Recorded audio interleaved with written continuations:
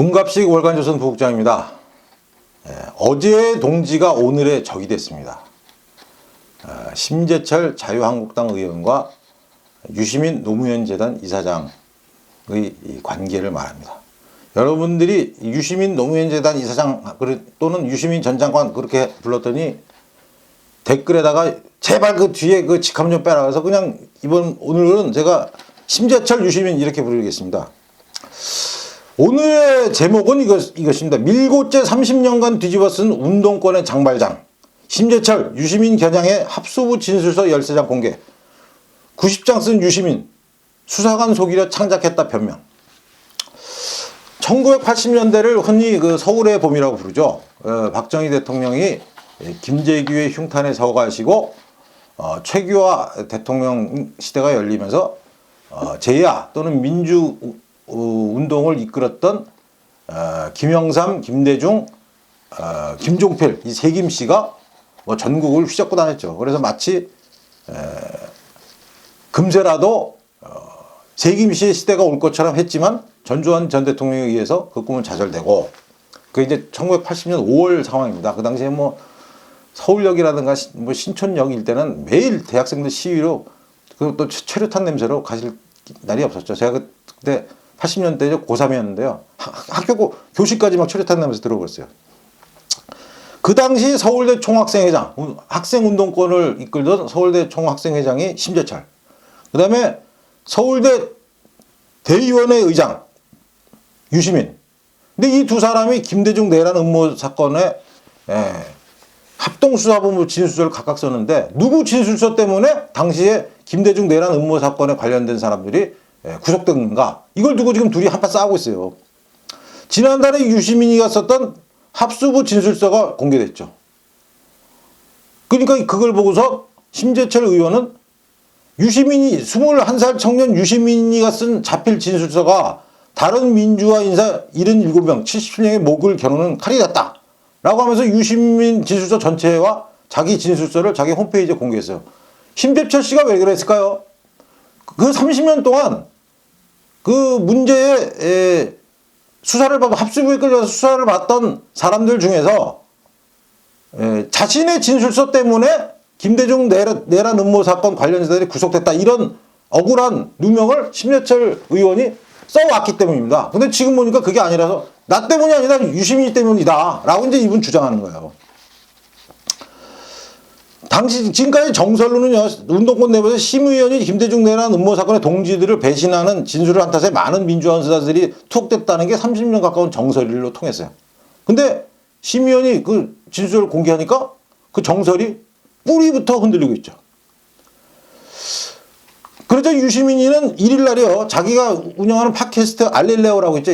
5월 1일 알릴레오에서 자신이 그 동료들을 팔아먹었다, 밀고 있다는 의혹을 정면 반박했습니다. 그래서 뭐라고 썼냐면 나는 그 진술서를 보면 잘 썼다고 생각한다. 감출 것은 다 감추고 부인할 것은 다 부인했다. 이렇게 하니까 심의원이 다시 반박을 했습니다.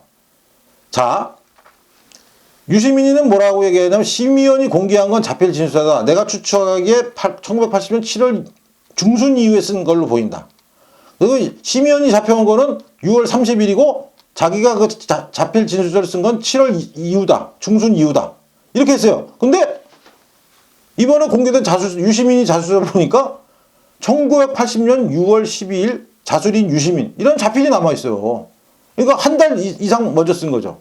심의원이 자필 진술서를 작성한 시점은 1980년 6월 30일. 그러니까 유시민이가 쓴 것보다 18일 뒤에 썼던 거예요. 그러니까 심의원 진술에 맞춰 썼다. 자기는.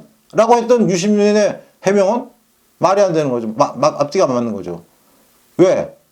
심재철이는 6월 30일 날 썼는데 유시민이가 6월 10일 날 써놓고 18일 뒤에 심재철이가 어떻게 쓸지를 미리 독심법으로 봤다는 뜻입니까? 말이 안 되는 거짓말이죠. 유시민. 또 하나 진술의 법인데요. 유시민이는 학생운동과 수칙에 따라 진술했다고 여러 번 강조했어요. 그 수칙이란 게 유시민의 말에 따르면 학내 비밀 조직과 서클을 감추고 모든 일은 학생회에서 한 것으로 진술한다. 둘째, 정치인 등과 묶어서 조작하는 것에 휘말리면 안 된다. 특히 김대중 총재와는 절대 얽히지 말아야 된다. 라고 유시민은 변명을 했는데요. 유시민 진술을 자세히 보신 분들 다 요새 인터넷에 다 공개됐으니까 한번 좀 보세요. 당시 운동권대의 여러 단체명, 모임명은 물론이고요. 학생운동 관련 인사 77명의 이름이 실명 그대로 적혀 있어요. 심의원은 뭐라고 했냐면 유시민의 진술로 인해 행적이 소상이 밝혀진 77명의 학우 가운데 당시 미체포 상태, 그러니까 도주 중이었거나 은닉 중이었던 18명은 유시민이가 진술한 직후인 6월 17일부터 지명 수배됐다. 유시민이 그러니까 77명의 실명을 밝혔는데 그때까지 77명 중에 경찰에 붙잡혔던 사람은 59명, 18명은 도망 중이거나 숨어 있었는데 유시민이가 밀고 가면서 그 사람들도 지명 수배에서 쫓기게 된 거죠. 그 다음에 학생운동가 수칙에 유시민이 한 얘기예요. 정치인들과 묶어서 조작하는 것을 휘말리면 안 된다. 이래놓고선 민청협 의장이고 김대중 씨와 관계한다고 소문이 돌던 이해찬, 과열고 사회학과라는 표현 썼죠. 민청협은 신군부에 반대하는 학생운동단체고 이해찬 더불어민주당 현재 대표는 당시 서울대 복학생 대표였어요. 자, 누가 밀고를 했는가를 갖고도 두 사람이 논쟁이 한참인데요. 유시민이는 뭐라고 얘기하냐면 당시 비밀 조직의 전모가 거의 몽땅 다 들어가 있었는데 거기에 유시민, 경제학과 7, 8, 농촌법학회가 딱 나가 있었다. 그래서 봤더니 우리 친구들 진술서였다. 즉 자기 친구였던 농촌법학회 동료가 자기를 밀고 했다고 한 거예요. 심재철 의원은요. 유시민이 진술서에는 농촌법학회 핵심 인물들이 2명 포함되어 있다. 즉 유시민이가 먼저 농촌법학회 동료들을 누설했다. 참. 여러분들 지금까지 들어보시면 누가 더 밀고 간 것 같으세요? 심재철? 유시민. 심재철? 유시민. PDF 파일로 공개된 진술을 보면요. 치안본부, 당시 치안본부는 지금의 경찰청입니다. 경찰청. 양식에 서류로 자필 작성했는데 심재철이가 쓴 진술서는 13장, 유시민이 건 90장. 분량이 7배죠. 심재철이는 뭐라고 하냐면 당시 나는 김대중 내란 음모 기소 당사자였기 때문에 비교적 많은 13장을 썼지만 다른 동료들은 2장에서 5장 정도만 썼다. 최소한으로 진술하자는 불문율 때문이었다. 그런데 유시민이 혼자만 90장을 써줬다. 경찰에 적극적으로 협조한 것으로밖에 볼 수 없다. 자, 이 두 주장을 들으면 시청자 여러분들은 누가 밀고자에 가깝습니까? 그렇죠? 이렇게 논란이 커지고 자꾸 자신의 변명이 거짓말처럼 비춰지자 유시민은 언론 인터뷰를 통해서 당시 진술은 수사관을 속이기에 그럴듯하게 창작해서 적은 것이다. 또 심재철 의원 등 이미 사정당국에 노출된 사람들만 적극적으로 내세운 것일 뿐 비밀 조직을 공개했다거나 경찰에 적극 협조했다는 것은 전혀 사실이 아니다. 이렇게 말했어요. 그리고 이해찬 대표를 거론하는 데 대해서는요. 이해찬 선배가 몇천 명의 학생들이 바라보는 데서 내 역사를 잡은 적이 있기 때문에 그것까지 내 진술을 안 하기는 참 힘들었다. 다만 그렇다고 하지 않고 그렇게 들었다는 식의 표현을 썼다고 얘기했습니다. 그러면서 유시민은 한 언론 매체와의 통화에서 형제처럼 지냈던 심재철 의원에게 법적 대응을 할 생각도 없고 이 논쟁도 계속 이어갈 생각도 없다. 왜? 논쟁을 하면 할수록 자기한테 불리하니까. 불리하죠? 불리하잖아. 안 불리해요? 불리하지. 다 거짓말 같은데. 그런데 여기에 또 갑자기 뚱딴지 같은 의원 하나가 나왔어요. 윤호중이라는 민주당 의원이 이 양반도 무슨 서울대 학생운동권이었대요. 그러면서 그 당시에 김대중 전 대통령이 사형 선고시키고 고 문익환 목사 이해찬 대표 서른 등 민주주의자를 투고시킨 거에 바로 형이잖아. 형은 누구냐면 심재철 의원. 이게 역사적 진실이잖아. 근데 왜 어째 형만 빠져나와? 라고 하니까 심재철 의원은 억울하죠. 내가 체포되기 전에 김대중 내란 음모 사건은 다른 피고인의 자백으로 이미 다 완성돼 있었어. 자, 제가 오늘 단 제목 볼까요? 네. 밀고죄를 30년간 뒤집어 썼어요. 운동권의 장발장 심재철 의원. 근데 유시민이를 겨냥해서 자신이 썼던 합수부 진술 13장 공개했습니다. 그리고 유시민의 진술서 90장도 공개됐어요. 다 읽어보면 누가 사실은 밀고자고 누가 배신자인가? 이게 난 나오죠. 그래서 이 사건의 흐름을 다시 한 번만 여러분께 요약해드리면, 지난달 유시민 노무현 이사장이 합수부 진술서 공개를 했는데, 그 진술서를 공개하기 앞서 한 방송에서 자기가 그때 합수부에 들어가서 진술서 쓰면서 내가 정말 글 쓰는 재주가 있구나 이런 걸 알았다라고 자랑했어요.